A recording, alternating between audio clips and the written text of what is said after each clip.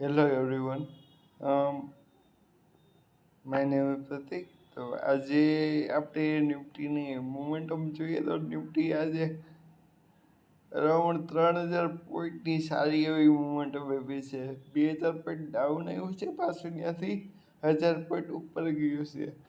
Total 3,000 પોઈન્ટની સારી એવી મોમેન્ટમ આપી છે નિફ્ટીએ.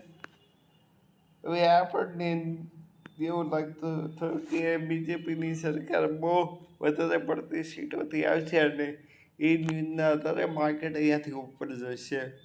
એટલે નિફ્ટી આજે અરાઉન્ડ વધારે પડતી સીટોથી ફ્લક્ચ્યુએટ થઈને ઉપર 1,015-100 પોઈન્ટ જેવું ઉપર આવશે. એટલે 24,25,000 સુધી નિફ્ટી જશે એવું લાગતું હતું. પણ થયું છે ટોટલી ઓપોઝિટ. કહેવાય ને કે આપણે જે વિચારીએ એના કરતાં ઊંધું કરીએ એનું નામ માર્કેટ. તો આજે હવે આપણે ન્યૂઝના આધારે વાત થઈ કે ન્યૂઝના આધારે આપણને એવું લાગતું. હવે આપણે ટેકનિકલી જોઈએ તો ટેકનિકલી હવે આપણે આમાં જોઈએ તો નિફ્ટી આ એક પેરેલલ ચેનલની અંદર રમતું હતું. પેરેલલ ચેનલમાં એ શું કરતું હતું કે ઉપર આ પેરેલલ ચેનલને ઉપર ટચ કરીને ફોલ આપતું હતું. એકવાર અહીંયા ટચ કરીને ફોલ આપ્યું, બીજી વાર અહીંયા, ત્રીજી વાર અહીંયા, ચોથી વાર અહીંયા, પાંચમી વાર અહીંયા. ને નીચે નિફ્ટી પેરેલલ ચેનલને નીચે ટચ કરીને ઉપર જતું. પહેલી વાર અહીંયા, બીજી વાર અહીંયા અને ત્રીજી વાર અહીંયા. તો મતલબ આ નિફ્ટી આ પેરેલલ ચેનલની વચ્ચે મોમેન્ટમ આપતું હતું. તો હવે આમાં થયું કે નિફ્ટીએ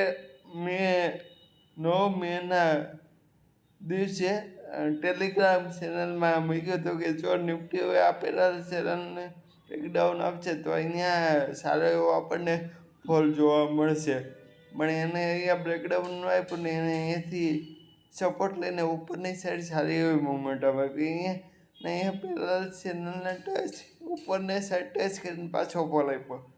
પછી કાલે શું થયું, નિફ્ટી ઉપર ગેપ અપ આપીને પેરેલલ ચેનલની ઉપર ગયું પણ એની ઉપર સસ્ટેન ન થઈ શકી. અને આજે સવારે નિફ્ટી ડાયરેક્ટ પેરેલલ ચેનલની અંદર ખુલીને આજે આપણને સારો એવો ફોલ આપ્યો છે. અને આજે નિફ્ટીએ આ પેરેલલ ચેનલનું બ્રેકડાઉન આપી દીધું છે.